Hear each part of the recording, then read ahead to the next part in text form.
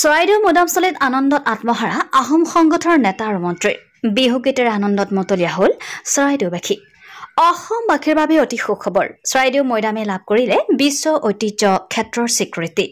বিশ্ব ঐতিহ্য ক্ষেত্ৰ সমিতিয়ে কৰিলে ঘোষণা। চৰাইদেউ মৈদামে বিশ্ব ঐতিহ্য ক্ষেত্ৰৰ স্বীকৃতি লাভ কৰাৰ পাছতে উৎফুল্লিত চৰাইদেউবাসী। ভাৰতৰ 43 সংখ্যক বিশ্ব ঐতিহ্য ক্ষেত্ৰ হ'ল চৰাইদেউ মৈদাম। চৰাইদেউ মৈদামে লাভ কৰিলে বিশ্ব ঐতিহ্য ক্ষেত্ৰৰ স্বীকৃতি। দিল্লীত বিশ্ব ঐতিহ্য ক্ষেত্ৰ সমিতিয়ে আনুষ্ঠানিকভাৱে ঘোষণা কৰে। এই সন্দৰ্ভত প্ৰতিক্ৰিয়া প্ৰকাশ মন্ত্ৰী যোগেন মহনৰ। বিশ্ব ঐতিহ্য ক্ষেত্ৰৰ স্বীকৃতি লাভ চৰাইদেউ মৈদামৰ। স্বীকৃতি লাভৰ পাছতে এক্সত প্ৰতিক্ৰিয়া প্ৰধানমন্ত্ৰী নৰেন্দ্ৰ মোদীৰ, এক্সত প্ৰতিক্ৰিয়া প্ৰকাশ মুখ্যমন্ত্ৰী হিমন্ত বিশ্ব শৰ্মা আৰু এক্সতে প্ৰতিক্ৰিয়া প্ৰকাশ কেন্দ্ৰীয় মন্ত্ৰী সৰ্বানন্দ সোণোৱালৰ। আনহাতে অসমৰ তৃতীয় বিশ্ব ঐতিহ্য ক্ষেত্ৰ হিচাপে স্বীকৃতি চৰাইদেউ মৈদামলৈ।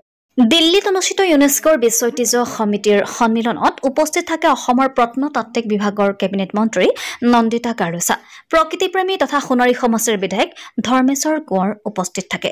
ভাৰতৰ ইতিহাসত প্ৰথমবাৰৰ বাবে প্ৰগতি মৈদানৰ ভাৰত মণ্ডপমত ভাৰতৰ ৰাষ্ট্ৰদূত ইউনেস্কোৰ স্থায়ী সদস্য বিশাল ভি শৰ্মাৰ অধ্যক্ষতাত বিশ্ব ঐতিহ্য সভা অনুষ্ঠিত হৈছে।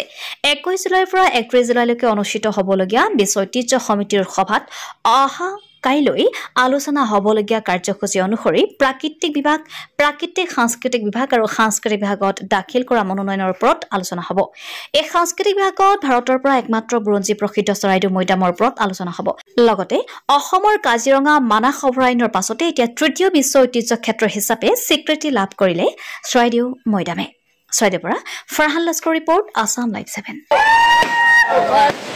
Hey!